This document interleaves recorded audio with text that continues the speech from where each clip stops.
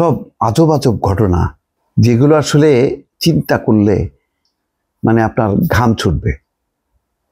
অকল্পনীয় সব ঘটনা ঘটে চলেছে এই বাংলাদেশে।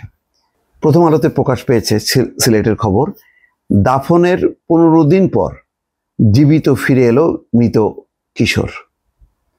যেই কিশোরকে মৃত মনে করে পরিবার দাফন করছে, সেই কিশোর 15 দিন পর জীবিত অবস্থায় ফিরে আসছে। তাহলে মৃত কিশোর হিসেবে কাকে তাহলে দাফন করা হলো? খোঁজ নাই। বাংলাদেশের ছোট্ট একটা দেশ, এই দেশে মানুষ বেশি, কিন্তু পরিস্থিতি এমন, কে কখন হারায় যাচ্ছে তার খোঁজও থাকছে না। বিভূরঞ্জন সরকার একজন পতিত যশা সাংবাদিক, সারা পুলিশ প্রশাসন নেমে পড়ছে, পাওয়া গেছে। আর একটা পরিবার দেখেন 2 দিন 3 দিন ভাসলো বুড়িগঙ্গায়, একটা পরিবারই সম্ভবত। এখনো তার তারা কেউ মানে এই যে উধাও হয়ে গেল, সেই পরিবার বা সেই এলাকার কোনো চাঞ্চল্য নেই।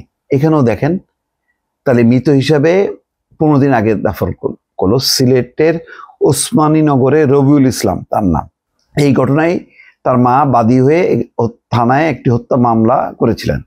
তবে 15 দিন পর ওই কিশোর পরিবারের কাছে জীবিত ফিরে এসেছে। পরিবারের সদস্যদের নিয়ে থানায় হাজির হয়ে মানে সেটা জানানো দেয় রবিউল পরিবারের সদস্যদের নিয়ে আবার থানায় যে বলছে যে না, আমি তো মরি না, আমি বেঁচে আছি। রবিউল ওসমানীনগর উপজেলার গোয়ালবাজারের গদিয়াচর গ্রামের কানাই মিয়ার ছেলে। সে স্থানীয় একটি রেস্তোরাঁয় কাজ করত। গত 26শে জুলাই সেখান থেকে নিখোঁজ হয়েছিল সে। 3রা আগস্ট মৌলভীবাজারের কুলাউড়ার বরমচাল এলাকা থেকে অজ্ঞাত এক কিশোরের লাশ উদ্ধার করে পুলিশ। খবর পেয়ে স্বজনরা সেখানে যায়। লাশটি রবিউলের বলে শনাক্ত করে স্বজনের বাড়িতে নিয়ে যায়। এটা রবিউলের লাশ বলে শনাক্ত করা হয়। 6 আগস্ট দাফন সম্পন্ন হয়। এর 2 দিন পর 8 আগস্ট রবিউলের মা পারুল বেগম বাদী হয়ে কুলাউড়া থানায় হত্যা মামলায় ওসমানীনগরের গোয়ালবাজারের বগুড়া রেস্তোরাঁর মালিক বুলবুল মিয়া সহ কয়েকজনকে আসামি করা হয়। মামলা তদন্ত চলাকালে পরিবার রবিউলের সন্ধান পায় হবিগঞ্জের নবীগঞ্জে। গত শুক্রবার তাকে নিয়ে কুলাউড়া থানায় হাজির হয় তারা।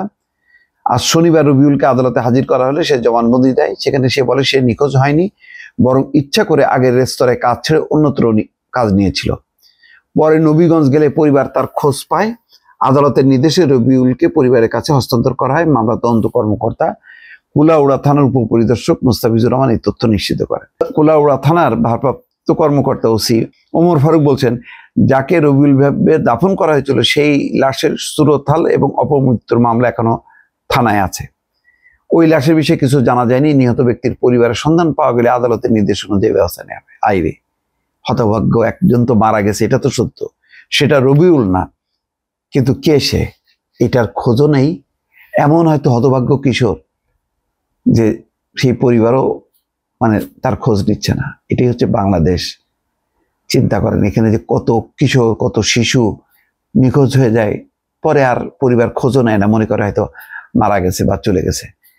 এটা হলো বাস্তবতা। সেই বাস্তবতাটা ভিন্নভাবে আবার আসলো সামনে। ভালো থাকবেন। আল্লাহ হাফেজ।